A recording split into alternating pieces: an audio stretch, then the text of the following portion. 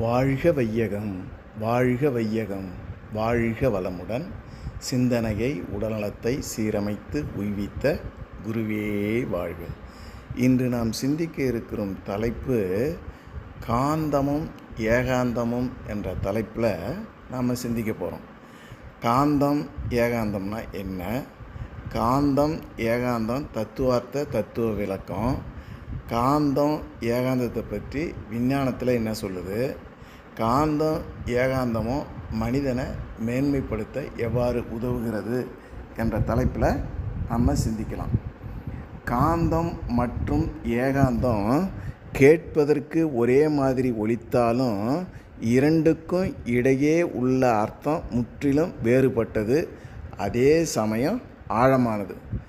காந்தம் அப்படின்னா வெளியுலக பொருட்களை தன்பால் ஈர்க்கும் அறிவியல் விசை, காந்த புலத்தை உருவாக்கும் ஒரு பொருள் அல்லது ஆற்றல். காந்தம் பிறரை அல்லது பிற பொருட்களை தன் பக்கம் இழுக்கும் ஈர்ப்பு திறன் கொண்டது.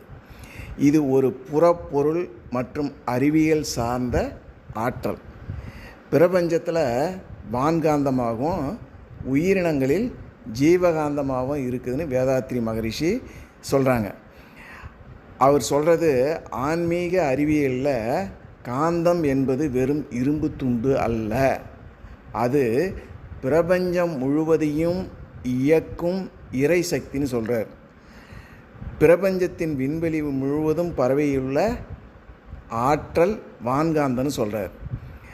மனித உடலுக்குள் ஓடும் உயிர் சக்தியின் அலை ஜீவகாந்தன்னு சொல்கிறார். அதே மாதிரி தன் நிலையிலிருந்து தான் தன் மாற்றம் அடைகிறது அப்படின்றது தான் வேதாத்திரிய தத்துவம். இந்த ஜீவகாந்த ஆற்றல் மனித உடலில் புலன்கள் வழியாக செயல்படும் பொழுது அழுத்தம், ஒலி, சுவை, மனம் மற்றும் மனம் ஆகிய 6 நிலைகளை தன்மாற்றம் அடையுதுன்றார். அவர் அழகாக ஒரு பாடலில் குறிப்பிட்டிருக்காங்க, காந்த நிலை அறியாமல் கடவுள் நிலை அறிவதோ, கருமையம் அறியாமல் அறிவிதனை அறிவதோ, மாந்தராக வாழுகின்ற மாண்புடைய எவருக்கும் மாற்று வழி தத்துவத்தில் விஞ்ஞானத்தில் இல்லையே. காந்த ஆற்றல் உட்பொருள் உட்பொருள் கடவுளெனும் இறைவெளியே இயக்க ஆற்றலும் இதே. காந்தமெனும் நிழல்விண்கள் தன்மாத்திரை 5மாய் கடநிலையில் மனமுமாய் கலந்துள்ளது வெளியோடுன்னு குறிப்பிட்டிருக்காங்க. அவர் சொல்கிறதுல கருமையன்றது மனிதனின் எண்ணங்கள், செயல்களின் பதிவுகள் காந்த ஆற்றலாக கருமையத்தில் சுருக்கி இறுக்கி பதிவாகுதுன்னு சொல்கிறார். காந்தத்தின் மூலத்தை அறிவதே கடவுளை அறியும் வழின்னு சொல்கிறாங்க. 8ம் 2ம் சொல்லுவாங்க. தமிழ் எழுத்தில் ஆவுன்னு சொல்கிறாங்க. சித்தர்கள் குறிப்பிட்ட 8னா எண்ணில் 2 என்ற ரகசியம் காந்த தத்துவம் தான். ஆ என்ற என்பது அருவமான சுத்த வெளியை குறிக்கிறது. ஊன்ற என்பது இயக்க ஆற்றலான விண்ண குறிக்குது. இந்த வெளியும் உயிரும் இணைந்ததே விளைவே காந்தம். அதுதான் ஆவுன்னு சொல்லி சித்தர்கள் சொல்லுவாங்க. புற உலகில் மனிதர்களை, பொருள்களை, ஆசைகளை நோக்கி நம் மனம் ஈர்க்கப்படுவதற்கு காரணம் நமக்குள்ளார இருக்கிற ஜீவகாந்த ஆற்றலின் ஈர்ப்பு விசை தான்.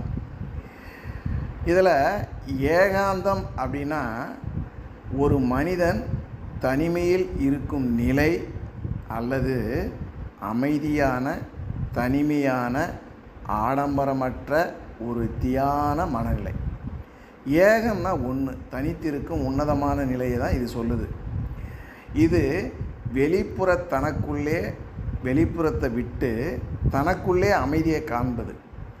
அதாவது எல்லாவற்றையும் விட்டு விலகி பொருட்களை தேடாமல் உலகியல் பற்றுகளிலிருந்து விடுபட்டு தனிமையில் மனம் சிதறாமல் தன்னுள் ஆழ்ந்து தன் நிலையை ஆராயவும், அகத்தாய்வு செய்யவும், சிந்திக்கவும், தியானிக்கவும் தன் மனதை ஒருமுகப்படுத்தி பெரும் இனிமையான தனிமை அல்லது மோன நிலைன்னு சொல்லுவாங்க.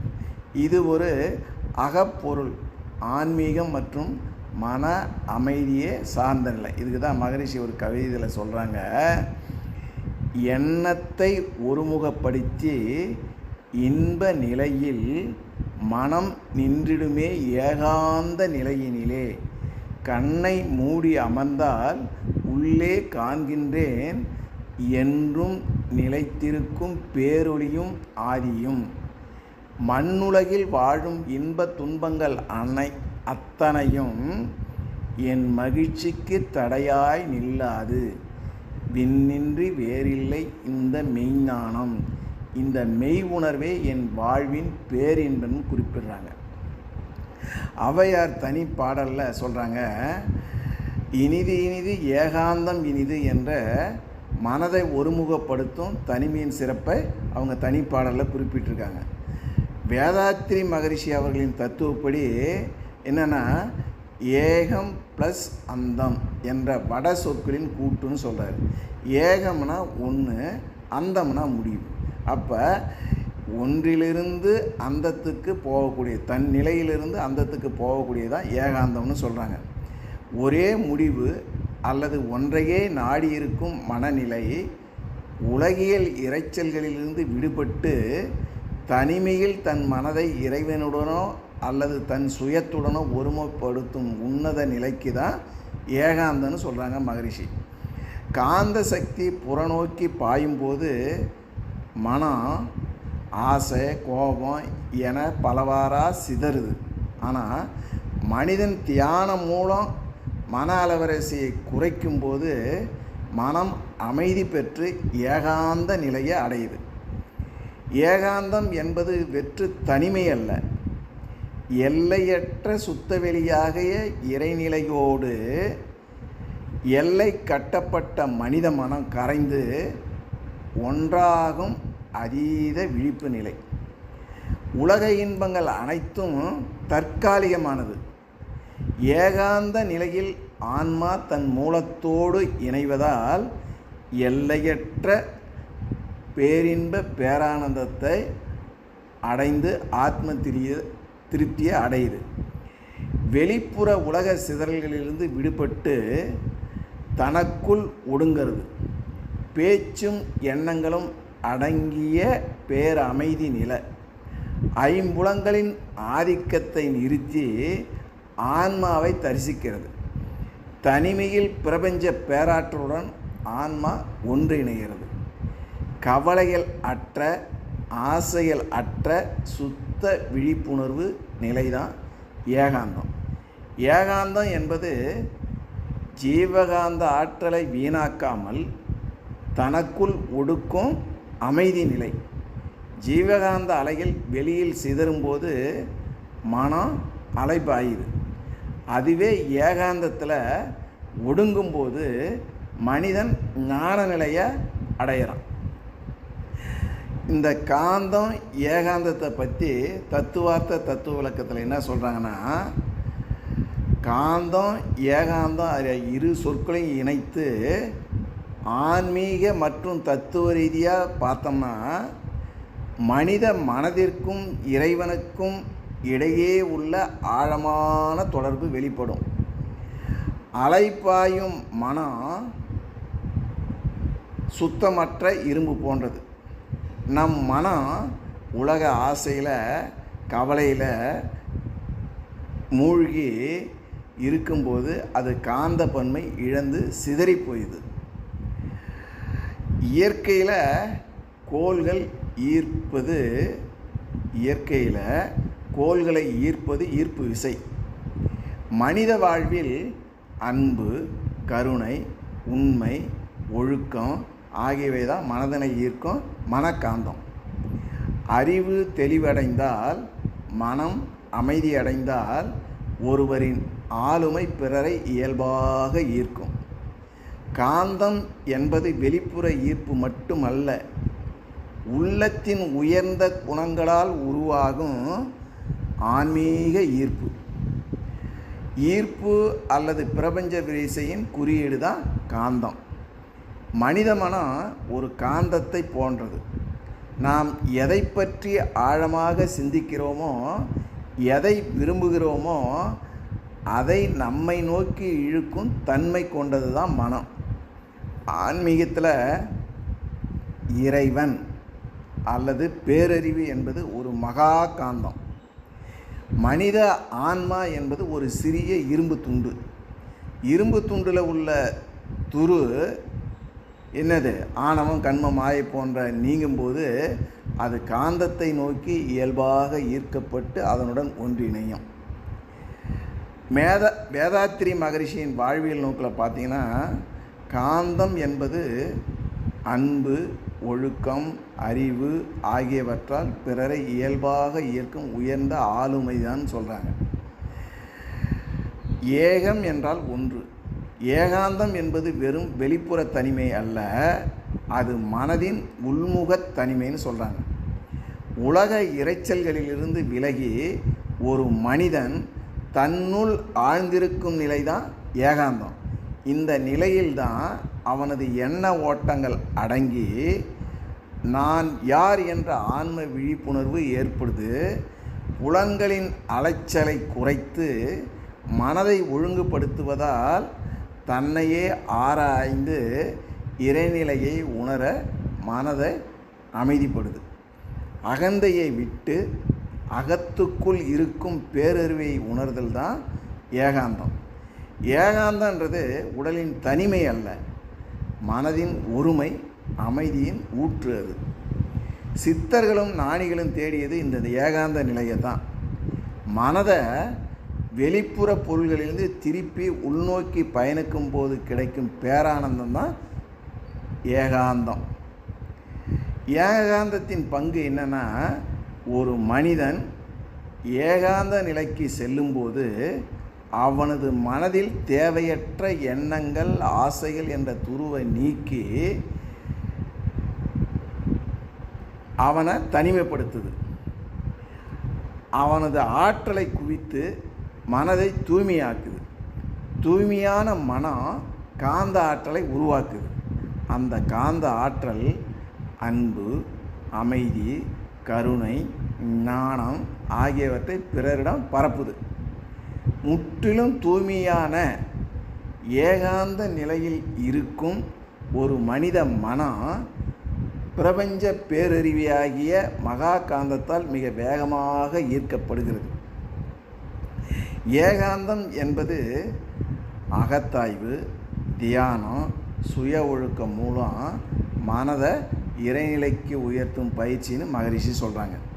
அதன் விளைவாக மனிதனிடம் காந்த ஆளுமை உருவாகிறது. அவர் பேசும் சொல், செயல், எண்ணம் எல்லாமே பிறருக்கு நன்மை அளிக்கக்கூடியதாக இருக்குது.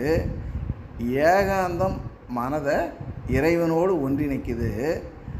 காந்தம் அந்த இறை உணர்வை உலக நலனுக்காக அன்பாகவும் அருளாகவும் வெளிப்படுத்துது. காந்தம் மற்றும் ஏகாந்தம் ஆகிய இரண்டின் ஆழமான தத்துவம் இதுதான். அதுக்கு என்ன செய்யணும்னு மகரிஷி சொல்கிறாங்கன்னா, நிறைவு பெறாமல் இருக்கும் ஆசைகளின் கூட்டம், நெஞ்சம், மனம், பேச்சு, இடை பிணக்காகும் பொய்கள் மறைமுகமாய் நேர்முகமாய் பிறர் உளம் வருத்தல், மற்ற உயிர் சுதந்திரமும் வாழ்வின் வளம் பறித்தல், நிறைவழிக்கும் பொறாமை, சினம், வஞ்சம் காத்தல், மேலும் நெறி பிறந்த உணவு, உழைப்பு, உறக்கம், உடலுறவு, கரைபடுத்தும் எண்ணம் இவை கருமையம் தன்னை களங்கப்படுத்திவிடும். கருத்தோடு சீர் செய்வோன்னு சொல்கிறாங்க. காந்த தத்துவத்தை உணர்வதே ஏகாந்த நிலையை அடைவதற்கான வழி. காந்தம் என்பது உங்களை உலகோடு பிணைக்கும் ஆற்றல். ஏகாந்தம் என்பது அந்த ஆற்றலை உங்களுக்குள்ளே திருப்பி இறைநிலையோடு உங்களை இணைக்க வைக்கும் பேரமைதி. காந்தத்தின் தன்மாற்றமே மனம். அந்த மனம் தன் மூலமான சுத்தவெளியில் ஒடுங்குவதே ஏகாந்தம். இதை புரிந்து கொள்ளும்போது மனிதன் புலன் இன்பங்களில் வீணாகாமல் வாழ்வில் அமைதியும் ஆன்மீக முக்தியும் பெறான். உலக இரைச்சலை தவிர்த்து ஏகாந்தத்தில் திளைக்கும் போது தான் மனித மனம் என்ற இரும்பு துண்டு பிரபஞ்சம் என்ற மகா காந்தத்தோடு இணைந்து தானும் காந்தமாக மாறுது. தனிமையே ஒருவனை பேரறிவை நோக்கி ஈர்க்கும் காந்த விசையை உருவாக்குது. காந்தம் ஏகாந்தத்தை பற்றி விஞ்ஞானத்தில் என்ன சொல்கிறாங்க அப்படின்றத பார்க்கலாம். காந்தம் மற்றும் ஏகாந்தம் ஆகிய இரு சொற்களையும் விஞ்ஞான ரீதியாக ஒப்பிட்டு பார்த்தோம்னா பிரபஞ்சத்தின் விதிகளுக்கும் மனித உடலியல் செயல்பாடுகளுக்கும் இடையே உள்ள ஆச்சரியமான தொடர்புகளை புரிந்து கொள்ள முடியும். இந்த இரண்டும் முற்றிலும் வேறுபட்ட துறைகளை சார்ந்தவை என்றாலும் விஞ்ஞான ரீதியாகவும் இவற்றுக்கு இடையே உள்ள இயற்பியல் விதிகளையும் மனதின் தத்துவத்தையும் ஒப்பிட்டு பார்க்கும்போது இவற்றுக்கு இடையே ஒரு சுவாரஸ்யமான அறிவியல் ஒற்றுமை புலப்படுது. மனித மனம் கூட்டத்திலும் சத்தத்திலும் இருக்கும்போது அதன் ஆற்றல் சிதறிப்போகுது. அதே ஏகாந்த நிலையில் இருக்கும்போது மூளையின் அலைவரிசைகள் சீராகி ஒழுங்கற்ற எண்ணங்கள் அனைத்தும் ஒரே நேர்கோட்டில் குவியுது. அப்போ மனித மனமும் ஒரு காந்தம் போல வலிமை பெறுது. இயற்பியலின்படி காந்தம் என்பது பிரபஞ்சத்தில் உள்ள அனைத்து பொருள்களையும் அணுக்களால் ஆனது. அணுவுக்குள் இருக்கும் எலக்ட்ரான்கள் தங்களைத்தானே சுற்றி கொண்டு உட்கருவியும் சுற்றி வருது. இந்த இயக்கம் ஒரு சிறிய மின்சார ஓட்டத்தை ஏற்படுத்தி காந்த புலத்தை உருவாக்கி மேக்னெட்டிக் ஃபீல்டை உருவாக்கி மற்ற பொருட்களையும் ஈர்க்கும் அல்லது விலக்கும் ஒரு ஆற்றல் வடிவத்தை உண்டாக்குது. சாதாரண பொருளில் எலக்ட்ரான்கள் வெவ்வேறு திசைகளில் சீரற்று சுழல்றதுனால அவற்றின் காந்தத்தன்மை ஒன்றை ஒன்று சமன் செய்து அழித்திடுது. சிதறி கிடக்கும் அணுக்களின் காந்த விசை ஒரே திசையில் திரட்டப்படும் போது காந்தமாக மாறுது. ஆனால் இரும்பு, நிக்கல், கோபால்ட் போன்ற காந்த பொருள்களில் உள்ள எலக்ட்ரான்கள் அனைத்தும் ஒரே திசையில் நேர்கோடாக சுழலுது. இதனால் ஒரு வலிமையான மேக்னெட்டிக் ஃபீல்டு அதில் உருவாகுது. ஒவ்வொரு காந்தத்திற்கும் வட துருவம், தென் துருவம் என 2 துருவங்கள் இருக்கும். ஒத்த துருவங்கள் ஒன்றை ஒன்று விலக்கும், எதிர் துருவங்கள் ஒன்றை ஒன்று ஈர்க்கும். காந்தம் ஈர்ப்பு ஆற்றல், விலக்கும் ஆற்றலை உடையது. இது எதுக்கு பயன்படுதுன்னா மின்சார உற்பத்தி, மின் மோட்டார், எம்ஆர்ஐ, கணனி சேமிப்பு போன்ற பல தொழில்நுட்பங்களின் அடிப்படையாக இருக்குது. ஒழுங்கு பெற்ற ஆற்றலின் வெளிப்பாடு தான் காந்தம். நமது மூளையும் இதயமும் கூட மிக நுட்பமான மின்காந்த அலைகளை உருவாக்குது என்று நரம்பியல் நிபுணர்கள் உறுதிப்படுத்தியிருக்காங்க. ஏகாந்தம் என்பது தூண்டுதலற்ற நிலை. ஏகாந்தம் என்பது இயற்பியலில் ஒரு விசை அல்ல, அது உளவியல் மற்றும் மனவியல் மற்றும் நரம்பியலை சார்ந்த ஒரு நிலைன்னு சொல்லி அறிவியலில் சொல்கிறாங்க. நரம்பியல் ரீதியாக மனித மூளை தனிமையில் இருக்கும்போது அடையும் ஒரு அமைதி நிலை. விஞ்ஞானத்தில் ஏகாந்தம் என்பது பல திசைகளில் சிதறி கிடக்கும் மனிதனின் மனம் வெளிப்புற உலகத்தின் இரைச்சல்கள், ஒளி மற்றும் பிற மனிதர்களின் தொடர்பு இல்லாமல் தனிமையில் ஒருமைப்பட்டு இருக்கும் உள்முக அலவரிசைன்னு சொல்கிறாங்க. இதுதான் மகரிஷி இதுக்கு கவி சொல்கிறாங்க. இருவிழிகள் மூக்குமுனை குறிப்பாய் நிற்க, எண்ணத்தை புருவங்கள் இடைநிறுத்தி ஒருமையுடன் குறுநெறியில் பழகும்போது உள்ளொளியே பூரித்து மூலமான கருவுக்கு மேனோக்கு வேகமூட்டும் கருத்துக்கு இந்நிகழ்ச்சி உணர்வாய் தோன்றும் அருவநிலையாம் ஆதி உருவாய் வந்த அத்துவித ரகசியமும் விளக்கமாகன்னு சொல்கிறாங்க. மனிதன் தனிமையில் இருக்கும்போது மூல அலைகள் சீராகி சுற்றியுள்ளோருக்கு அமைதியான ஈர்ப்பு அலையை ஏற்படுத்துது. ஒத்த அதிர்வெண் கொண்ட அலைகள் ஒன்றை ஒன்று ஈர்க்கும். ஏகாந்தத்தில் மூளையும் அமைதி அடையும் போது அது மிக துல்லியமான மின்காந்த அதிர்வுகளை வெளிப்படுத்துது. குவாண்டம் இயற்பியல் கோட்பாடுகளின்படி இந்த தூய்மையான அதிர்வு பிரபஞ்சத்தில் உள்ள ஒரு ஒத்த ஆற்றல் மற்றும் வாய்ப்புகளை நம்மை நோக்கி ஈர்க்கும் காந்த விசையா செயல்படுது. மனிதனின் வெளிப்புற சத்தம் மற்றும் கவன சிதறல்களிலிருந்து விலகி அமைதியாக இருக்கும்போது மூளையின் செயல்பாட்டில் மாற்றங்கள் ஏற்படுது. எப்படின்னா டிஃபால்ட் மோடு நெட்வொர்க்குன்னு சொல்லுவாங்க, டிஎம்என்னு. அந்த பகுதி சுறுசுறுப்பு அடையுது. இது இந்த டிஎம்என் சுறுசுறுப்பு அடைகிறதுனால சுய சிந்தனை, எதிர்கால திட்டமிடல், படைப்பாற்றலை பல மடங்கு அதிகரிக்குது. மற்றும் மன அமைதியுடன் தொடர்புடைய மூளைப்பகுதிகள் ஒருங்கிணைக்கும் வேலையை செய்யுது. புற தூண்டல்கள் இல்லாத ஏகாந்த நிலை கவனம், சுய ஆய்வு, படைப்பாற்றல், தியானம், அமைதியான தனிமை, ஆழ்ந்த சிந்தனை ஆகியவை நரம்பு மண்டலத்தை அமைதிப்படுத்தி ஆழமான சிந்தனைக்கும் மன முதிர்ச்சிக்கும் வழிவகுக்குது. ஒழுங்குபற்ற மனநிலையின் வெளிப்பாடு தான் ஏகாந்தம். தொடர்ச்சியான சமூக தொடர்புகள் மற்றும் இரைச்சலிலிருந்து விலகி ஏகாந்தமாக இருக்கும்போது உடலில் ஸ்ட்ரெஸ் ஹார்மோன் சொல்லக்கூடிய அந்த கார்டிசோல் ஹார்மோன் சுரப்பு குறையுது. அதுக்கு பதிலாக கார்டிசோல் ஹார்மோனுக்கு பதிலாக செரட்டோனின் ஹார்மோன் சுரக்குது. இது மூளையை அமைதிப்படுத்தி நரம்பு மண்டலத்தை சீரமைக்குது. வேதாத்திரி மகரிஷி போன்ற தத்துவஞானிகள் மனித உடலுக்குள் இருக்கும் ஆற்றலை ஜீவகாந்தம்னு சொல்கிறாங்க. மனிதன் ஏகாந்த நிலையில் இருக்கும்போது அவனது உடலின் ஆற்றல் வீணாகாமல் உள்நோக்கி பாய்ந்து மனம் ஒருமுகப்படுது. அடிப்படை எலக்ட்ரான்களின் ஒத்திசைந்த இயக்கம் காந்தம்.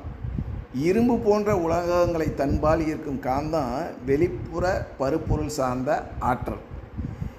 எண்ணங்களின் ஒத்திசைவு மற்றும் மூளையின் அமைதி நிலை ஏகாந்தம். எண்ணங்களின் ஒத்திசைவு, மூளையின் அமைதி நிலை தான் ஏகாந்தம்.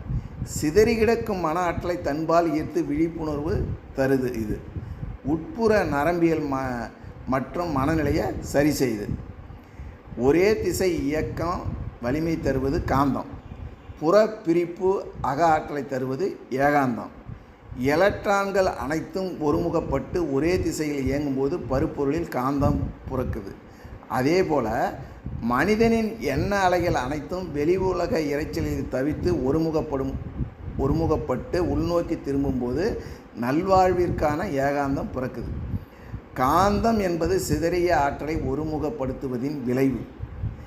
ஏகாந்தம் என்பது அந்த ஆற்றலை ஒருமுகப்படுத்துவதற்கான சூழல். அதாவது வெளிப்புற தூண்டுதல்கள் இல்லாத ஏகாந்த சூழலில் மனித மூளையின் நரம்பணுக்கள் ஒழுங்கமைக்கப்பட்டு ஒரு வலிமையான காந்தப்புலம் போல மாறி நினைத்த காரியத்தை சாதிக்கும் ஈர்ப்பு விசையை பெறுகிறது.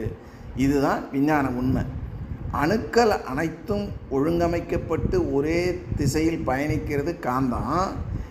மனித எண்ண அலைகள் அனைத்தும் உலகியல் இரைச்சல்களிலிருந்து விடுபட்டு தன்னோக்கி திரும்புவது ஏகாந்தம்னு விஞ்ஞானம் சொல்லுது. இந்த காந்தம் ஏகாந்தம் உலகியல் வாழ்க்கையில் ஒரு மனிதனை எவ்வாறு மேம்படைய செய்யுது?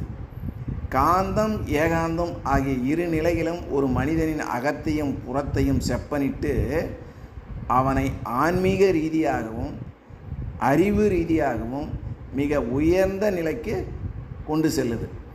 காந்தம் மற்றும் ஏகாந்தம் இரண்டும் மனிதனின் ஆளுமை வளர்ச்சிக்கு இன்றியமையாத. ஒன்று சமூகத்தில் உயர செய்து, மற்றொன்று தன்னுள் உயர செய்து. வாழ்க்கையின் தத்துவார்த்த ரீதியாக இவை இரண்டும் ஒரு மனிதனின் வளர்ச்சிக்கு மிக மிக முக்கியமான தூண்கள். மனிதனின் மனம் என்பது ஒரு காந்தப்புலம் போன்றது. தத்துவஞானி வேதாத்திரி மகரிஷி போன்றோரின் கூற்றுப்படி மனித உடலுக்குள் ஓடும் ஆற்றல் ஜீவகாந்தம்னு சொல்கிறார். மனித உடலில் உள்ள ஜீவகாந்த சக்தி மற்றும் எண்ண அலைகளின் வெளிப்பாடு தான் காந்தம்னு சொல்கிறாங்க. காந்தம் என்பது உடல் காந்தம் மட்டுமல்ல, மனம், சொல், செயல், அன்பு, ஒழுக்கம் ஆகியவற்றின் ஒற்றுமையால் உருவாகும் ஆளுமை, கவர்ச்சியை கவரக்கூடியது, ஈர்க்கக்கூடியதுன்னு மகரிஷி சொல்கிறாங்க. அவங்க ஒரு கவியில் சொல்கிறாங்க, அறிவுதனை கருவினிலே இணைத்து தவம் ஆற்ற ஐம்புலன்கள் அமைதி பெறும், அருகுணமும் சீராம் அறிவுதன் விழிப்பு நிலை பிறழாத தெளிவில் ஐந்து பெரும் பழிச்செயல்கள் விளைய வழியேது. அறிவு உயிரில் அடங்கி அந்நிலையில் மேலும் ஆழ்ந்து ஒடுங்கி துரியம் நிற்க முன்வினைகள் போமே. அறிவு துரியாத நிலை நிற்க நிற்க ஆதியாம் மெய்ப்பொருளாம் அரும்பிறவி தொடரேன்னு சொல்கிறாங்க. மனித வாழ்க்கையில் காந்த பண்பு என்பது ஒருவருடைய நற்பண்புகள், அன்பு மற்றும் ஆளுமையை குறிக்குது. மனித காந்த சக்தி மனிதனின் தூய்மையான எண்ணங்கள், அவனுக்குள் நேர்மறையான ஆற்றலையும் நல்ல மனிதர்களையும் நல் வாய்ப்புகளையும் ஈர்க்குது. அன்பு, கருணை, பணிவு போன்ற உயரிய குணங்களை வெளிப்படுத்துது. பிறரின் நம்பிக்கையும் மதிப்பையும் பெற செய்யுது. தலைமை பண்பையும் சேவை மனப்பான்மையும் வளர்க்குது. சமூகத்தில் நல்ல தாக்கத்தை ஏற்படுத்துது. ஒரு மனிதன் அன்பு, கருணை, நேர்மை போன்ற காந்த பண்புகளை வளர்த்து கொள்ளும்போது அவன் நல்ல மனிதர்களை தன் பக்கம் இழுக்கிறான். காந்தம் எப்படி தன்பால் இழுக்கிறதோ அதுபோல நேர்மறையான சிந்தனை கொண்ட மனிதன் தன் வாழ்வில் நல்ல வாய்ப்புகளையும் வெற்றிகளையும் ஈர்க்கிறான். மேலும் பிறருக்கு உதவும் குணமும் இன்முகமும் ஒருவரை சமூகத்தில் காந்தம் போல உயர்த்தி தலைவராக்குது. சிதறி போகும் மனதை காந்தம் போல ஒரு புள்ளியில் குவிக்கும் போது மனிதனின் ஆளுமையும் புத்திசாலித்தனமும் பல மடங்கு உயருது. காந்தத்தின் ஈர்ப்பு விசை போல ஒரு மனிதன் பிறரிடம் காட்டும் தூய்மையான அன்பும் கருணையும் அவனது ஆன்மாவை மேன்மையடை செய்யுது. வேதாத்திரி மகரிஷி போன்ற தத்துவஞானிகளின் கூற்றுப்படி அகத்தாய்வு, தியானம் மூலம் தன் ஜீவகாந்த சக்தியை ஒரு மனிதன் பெருக்கும்போது அவனது மன அலை வரிசை குறைகிறது. இதனால் அவன் ஆழ்ந்த சிந்தனைக்கும் தெளிவான முடிவெடுக்கும் திறனுக்கும் வழிவகுக்குன்னு சொல்கிறார். காந்த சக்தி மிக்க மனிதனின் சொல் மற்றும் செயல்களுக்கு சமுதாயத்தில் தனி மதிப்பு இருக்கும். அவர்களின் நல்ல எண்ண அலைகள் சுற்றியுள்ள தீய அலைகளை கட்டுப்படுத்தி அமைதியை உண்டாக்குது.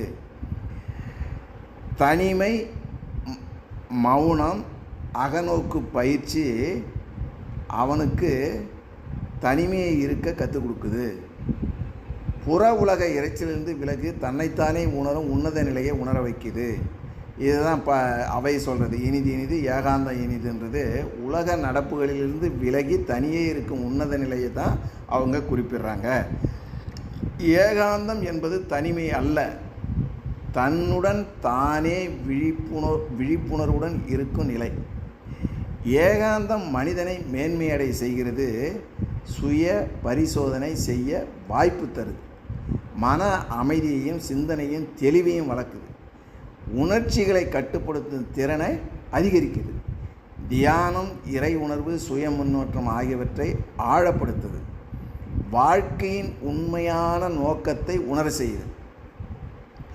ஏகாந்தத்தில் இருக்கும்போது மட்டுமே மனிதன் நான் யார் எனும், எனது பலம் என்ன, பலவீனம் என்ன என்பதை ஆழமாக சிந்திக்க முடியுது. மனிதன் ஒருத்தவன் ஏகாந்தத்தில் இருக்கும்போது மட்டும்தான் நான் யார், எனது பலம் என்ன, பலவீனம் என்பதை ஆழமாக சிந்திக்க முடியுது. இது அவனது அகத்தாய்வுக்கு வழிவகுக்குது.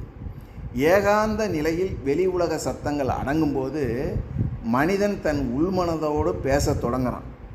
தன் பலம் மற்றும் பலவீனங்களை உணர்ந்து தன்னைத்தானே திருத்தி கொள்ள இது உதவுது.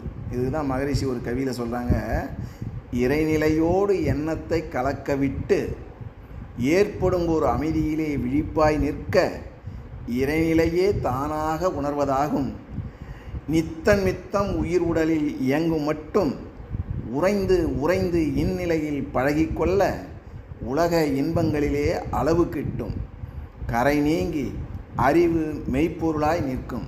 கரைந்து போகும் தன்முனைப்பு காணும் தெய்வம் அப்படின்னு குறிப்பிடுறாங்க. உலகியல் கவலைகள் சச்சரவுகளில் இருந்து விலகி ஏகாந்தமாக இருக்கும்போது மூளை அமைதி அடையுது. குழப்பங்கள் நீக்கி சரிவான முடிவுகளை எடுக்கும் மன தெளிவு பிறக்குது. யோகிகளும் ஞானிகளும் ஏகாந்தத்தையே தகம் செய்வதற்கான சூழலாக தேர்ந்தெடுத்து தனிமையில் இருந்து தவத்தை செய்து ஆன்மாவை பிரபஞ்ச ஆற்றலோடு நேரடியாக தொடர்பு கொள்ள அவங்க முடிஞ்சுது.